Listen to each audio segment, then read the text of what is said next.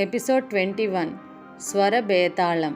క్రితం ఎపిసోడ్లో wireless set smash అవ్వడం, కెప్టెన్ కూడా చనిపోయాడని గ్రహించిన ప్రసాద్ గిరిధర్ మాటలు వినిపించి అటుగా చూడగా అతను మోక్టస్ నౌక మీద వెళ్ళిపోగా అక్కడ నుంచి బయటకు హాల్లోకి వచ్చిన ప్రసాద్కు అందరినీ శవాలుగా చూసి బాధపడుతూ ఆ నౌక మునిగిపోతుందని తెలిసి ఒక బోట్లో తప్పించుకుంటాడు.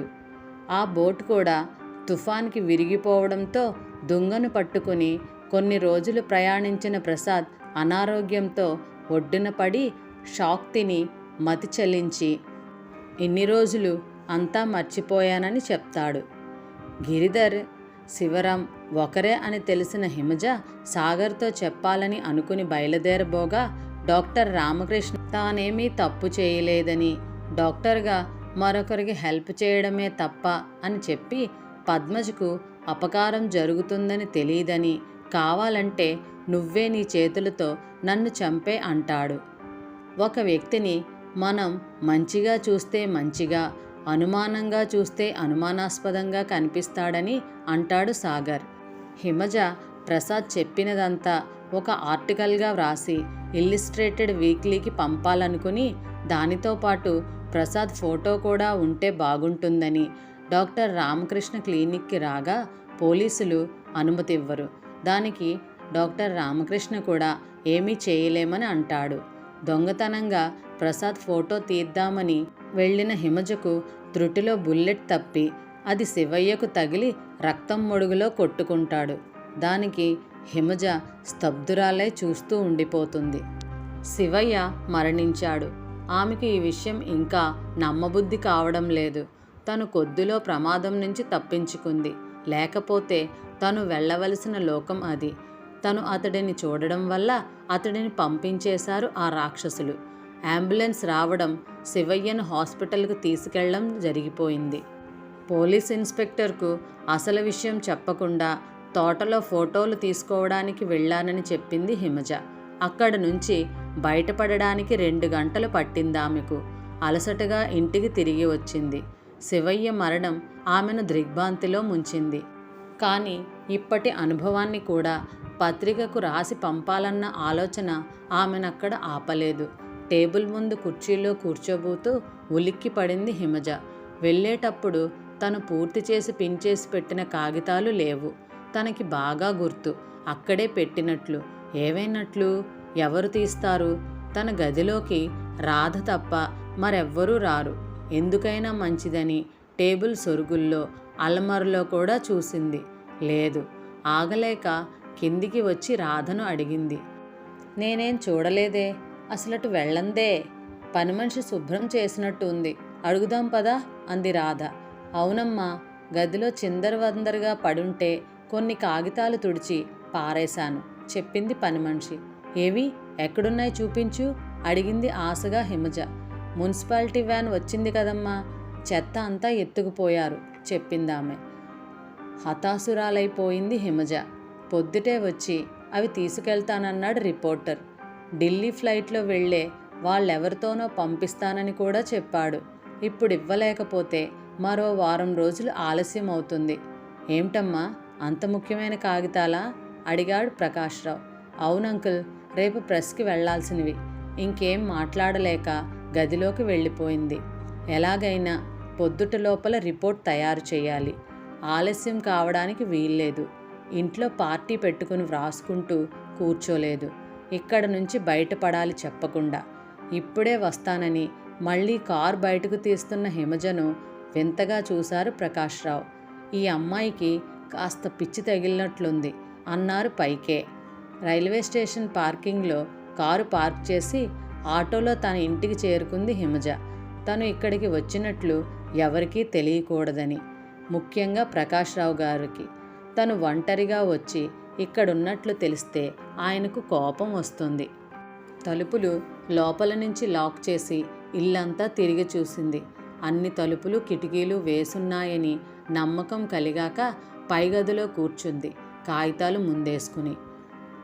బాంబే ఎయిర్పోర్ట్లో దిగి సరాసరి హార్బర్ చేరుకున్నాడు సాగర్. ప్రసాద్ చెప్పిన మోక్టస్ అన్న పేరు వినగానే అతనికి దాని గురించి విన్న సమాచారం లీలగా గుర్తుకు వచ్చింది. తను అనుమానం నివృత్తి చేసుకోవడానికి వచ్చాడతను.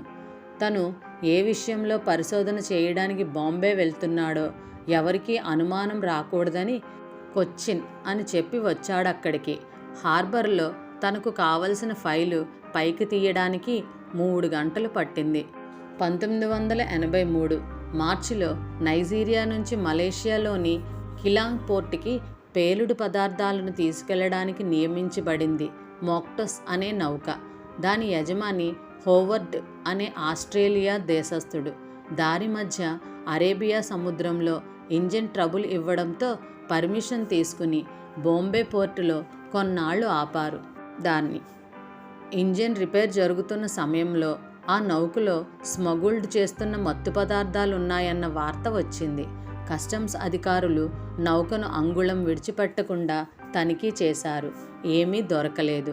వాళ్ళు తీసుకెళ్లే కార్లకు సంబంధించిన పేపర్లన్నీ సవ్యంగా ఉన్నాయి. చేసేదేం లేక అధికారులు తమ ప్రయత్నాలు విరమించుకున్నారు. హోవర్డ్ను అరెస్టు చేయడానికి వారికి అధికారం లేదు.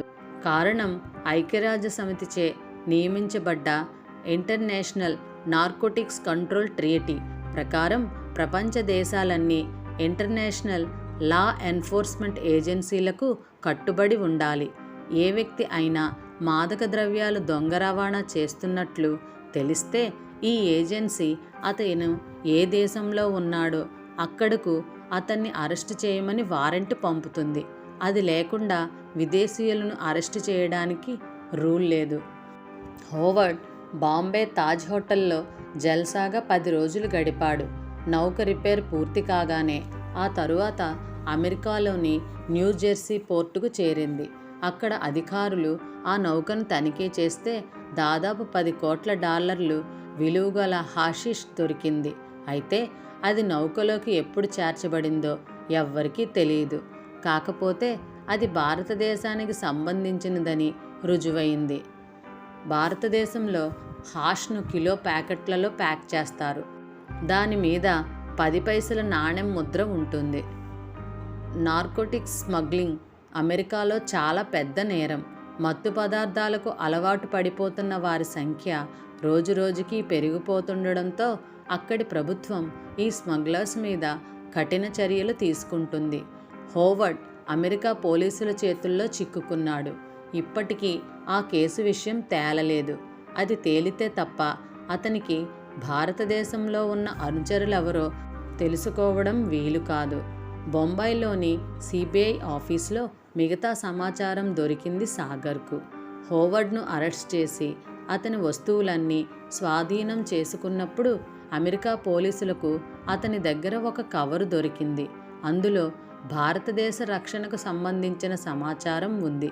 అది తనకు బాంబే హోటల్ పక్క గదిలో ఉన్న శివరాం అనే వ్యక్తి ఇచ్చాడని, అందులో ఏముందో తనకు తెలియదని, అమెరికాలో అతని స్నేహితులు వచ్చి అడిగితే ఇవ్వమన్నాడని చెప్పాడు హోవర్డ్. అయితే అతని పక్క గదిలో శివరాం అనేవారు ఎవరూ దిగలేదని తర్వాత తెలిసింది. ఆ పేపర్లు అన్నీ డిఫెన్స్ మినిస్ట్రీకి సంబంధించినవి. కొన్నింటిలో పద్మజ సంతకం ఉంది. అందుకే పద్మజ మీద నిఘా ఏర్పాటైంది. అయితే సోమశేఖరం ఆ విషయంలో దర్యాప్తు చేయడానికి వచ్చినప్పుడు అవి ఫోర్జరీలని తెలిసింది. ఆ తర్వాత పద్మజ మీద ఎలాంటి చర్య తీసుకోలేదు. సోమశేఖరం పేరు చూడగానే సాగర్కు గుర్తుకు వచ్చింది శేఖరం ఉత్తరం. చనిపోవడానికి ముందుగా పరిశోధించడానికి బాంబే వచ్చాడు శేఖరం. తన పరిశోధనలో గిరిధర్ అనే వ్యక్తి గురించి తెలిసినట్లుగా వ్రాశాడు. అంటే గిరిధర్ గురించి శేఖరానికి ముంబైలోనే తెలిసి ఉండాలి. హోవర్డ్ శివరాం అనే వ్యక్తి తన హోటల్లో ఉన్నాడని చెప్పాడు. కానీ రికార్డులో లేదు. ఒకవేళ శివరాం అనే పేరుతో కాక గిరిధర్ పేరుతో అతడు బస చేసి ఉన్నట్లయితే? సాగర్ తాజ్ హోటల్ పాత రికార్డులను తీయించి వరుసగా పేర్లు చూడడం మొదలుపెట్టాడు. హిమజ టైం చూసుకుంది. 7 అవుతుంది. ఆమెకు చాలా అలసటగా ఉంది. రిపోర్టు సగం కూడా తయారు కాలేదు. ఆ రోజు దీపావళి అవడంతో టపాకాయల మెరుపులు, చప్పుళ్ళు ఆకాశాన్ని అలరిస్తున్నాయి. పొద్దుటి నుంచి తను భోజనం చేయలేదన్న విషయం అప్పుడు గుర్తుకొచ్చింది, ప్రకాశ్రావు గారి ఇంట్లో పార్టీ మొదలై ఉంటుంది. అందరికీ అనుమానం కూడా వచ్చి ఉంటుంది తను ఎక్కడికి వెళ్ళిపోయిందోనని. ఏమైనా కానీ ఈ రాత్రి రిపోర్ట్ పూర్తి చేయాలనే దృఢ నిశ్చయంతో కూర్చుంది. వంటింట్లో ఫ్రిడ్జ్లో మిల్క్ పౌడర్ కనిపించింది. మరో డబ్బాలో కల్పించిన జీడిపప్పు వేయించుకుతున్నది. తరువాత ఒక కప్పు టీ తాగేటప్పటికి కాస్త అలసట తగ్గినట్లుగా అనిపించింది. ఆమె అనుమానించినట్లుగానే కాసేపటికి ఫోన్ మోగడం మొదలుపెట్టింది. హిమజ తీయలేదు. 5 నిమిషాలు మోగి ఆగిపోయింది. పైన గదిలో కూర్చుని తిరిగి రాయడం మొదలుపెట్టింది. కడుపులో కాస్త ఆహారం పడేటప్పటికీ పొద్దుటి నుంచి పడ్డ టెన్షన్, ఆతృత తగ్గి నిద్ర ముంచుకు వచ్చింది. అలాగే టేబుల్ మీద తల పెట్టుకుని పడుకుంది. ఎంతసేపు అలా నిద్రపోయిందో ఆమెకే తెలియదు. ఏదో వస్తువు కింద పడ్డ శబ్దానికి మెలకువ వచ్చింది ఆమెకు. కళ్ళు తెరవగానే తనెక్కడున్నది అర్థం కాలేదు ఒక్క క్షణం. తర్వాత టైం చూసుకుంటే 12 అవుతుంది. అబ్బా, 4 గంటలు నిద్రపోయానా ఆశ్చర్యంగా అనుకుంది. ఎదురుగా పేపర్లు నా విషయం మర్చిపోయావా అని వెక్కిరిస్తున్నట్లు అనిపించింది. ఆతృతగా పెన్ను తీసుకుంది మళ్ళీ చేతిలోకి. అప్పుడు వినిపించింది మళ్ళీ ఏదో ఒక శబ్దం కింద హాల్లో నుంచి. బయట చీకటి నెమ్మదిగా పాక్కుంటూ వస్తుంది. పాపము చీకటి ఒకలాంటివే. లోతుకు వెళ్లే కొద్దీ భయాన్ని మూసేస్తాయి రెండు. ఆమె ఇక ఆ చీకటిని మర్చిపోయి తన పనిలో నిమగ్నమైంది. హోటల్ రిజిస్టర్లో గిరిధర్ పేరు కోసం వెతుకుతున్న సాగర్ చూపులు ఒకచోట ఆగిపోయాయి అకస్మాత్తుగా. ఆశ్చర్యంతో అతని కళ్ళు విప్పారాయి. అదే రైటింగ్, అదే సంతకం. గిరిధర్ సూటికేసులో దొరికిన శివరాంకు ఉద్దేశించి వ్రాసిన ఉత్తరం. అడ్రస్ చూశాడు ఆతృతగా.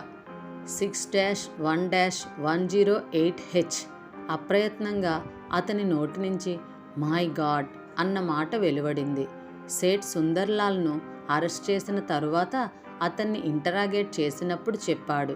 దేశ విదేశాలలో తన స్నేహితులను, వ్యాపారానికి సంబంధించిన వాళ్లను కాంటాక్ట్ చేయడానికి తను ప్రైవేటుగా ఎలక్ట్రానిక్ ఎక్స్చేంజ్ని బాత్రూంలో ఫిక్స్ చేసుకున్నానని, దాని విషయమై తన స్టాఫ్లో ఎవరికీ తెలియకూడదని జాగ్రత్త పడ్డానని, అక్కడ నోట్బుక్లో దొరికిన నంబర్లన్నీ తన స్నేహితుల కోడ్ నెంబర్లని చెప్పాడతను. పరిశోధిస్తే చాలా వరకు నిజమే అనిపించింది. అంతటితో వాటి విషయం మర్చిపోయారు అందరూ. సాగర్ జేబులోంచి డైరీ తీశాడు. అదృష్టవశాత్తు తను ఆ రోజు నోట్ చేసుకున్న నంబర్లన్నీ అలాగే ఉన్నాయి. వాటిలో మొదటిది H 80619. పేపర్ని తిరగేసి చూశాడు. 61908H అని కనిపిస్తుంది. ఒక్కో నెంబరు చూసిన కొద్దీ అతనికి అర్థం అవ్వసాగింది. అంత సింపుల్గాను, ఎవరికీ అనుమానం కలగకుండాను జాగ్రత్తగా కోడ్లు తయారు చేయబడ్డాయి. ఎందుకు తట్టలేదు ఇన్నాళ్ళు తనకి ఈ విషయం? అరచేతిలో రహస్యం దాచుకుని దేశమంతా వెతుకుతున్నాను. తనను తాను తిట్టుకున్నాడు. రేవంత్లా 4 అక్షరాల ఇంగ్లీష్ పదానికి మరో 5 అక్షరాల ఇంగ్లీష్ విశేషణాన్ని ముందు కలుపుకుని ఆ నెంబర్కి ట్రంకాల్ చేశాడు. ఫోన్ రింగ్ అయింది. కాసేపటికి రిసీవర్ తీసింది రాధ. హలో రాధా, నేను సాగర్ని. హిమజ ఉందా? తన కంఠంలో ఆతృత తెలియకుండా అడిగాడు. లేదు సాగర్, మేమంతా తన గురించే వర్రీ అవుతున్నాం. ఇప్పుడే వస్తానని సాయంత్రం అనగా వెళ్ళింది. ఇంతవరకు రాలేదు. ఏమైందో తెలియడం లేదు. సాగర్ చెయ్యి రిసీవర్ మీద బిగుసుకుంది. నాన్నగారు ఉన్నారా? అడిగాడు ఆశగా. ఉన్నారు. పార్టీ జరుగుతుంది. చాలామంది మంత్రులు, ఎంపీలు వచ్చారు. ఆయన ఎంతో దిగులు పడుతున్నారు. వాళ్ళని వదిలి వెళ్ళడం బాగుండదని ఆగిపోయారు. హిమజ ఫ్రెండ్స్కు ఫోన్ చేస్తానన్నా వద్దన్నారు. ఒక్క పూట రాకపోయేసరికి అందరికీ తెలిసేలా చెయ్యొద్దని. నిజమే, ఎవరింట్లోనూ మాటల్లో పడుంటుంది. పొద్దుటే వచ్చేస్తుందేమో. ఏమైనా చెప్పాలా వస్తే? అడిగింది రాధ. వద్దు, నేనే వచ్చేస్తున్నాను. ఫోన్ డిస్కనెక్ట్ చేసి హిమజ ఇంటికి ఫోన్ చేశాడు సాగర్. ట్రింగ్ ట్రింగ్. ఫోన్ మోగుతూనే ఉంది, జవాబు లేకుండా. సాగర్కి తెలుసు ఉంటే హిమజ అక్కడే ఉంటుందని. హిమ, నేను ఒక్కసారి ఫోన్ తీ అని అతని మనసు ఆక్రోశించింది. 5 నిమిషాలయ్యింది. ఒకవేళ అక్కడ లేకపోతే అక్కడే ప్రమాదంలో పడిందా? టైం చూసుకున్నాడు. 10:30 అయింది. మరో అరగంటలో బాంబే ఎయిర్పోర్ట్లో ఉన్నాడు సాగర్. హైదరాబాద్ విమానాశ్రయం ఇంటర్నేషనల్ ఎయిర్పోర్టుగా మారిన పుణ్యమా అని అర్ధరాత్రి వరకు విమాన సర్వీస్ ఉంది. జెడ్డా నుంచి వచ్చిన జంబోజెట్ బొంబాయిలో ఆగింది. అక్కడ ప్రయాణికులు దిగుతున్నారు. సాగర్కు టికెట్ దొరకడం కష్టం కాలేదు. 12కి 10 నిమిషాలు ముందుగా విమానం గాలిలోకి లేచింది.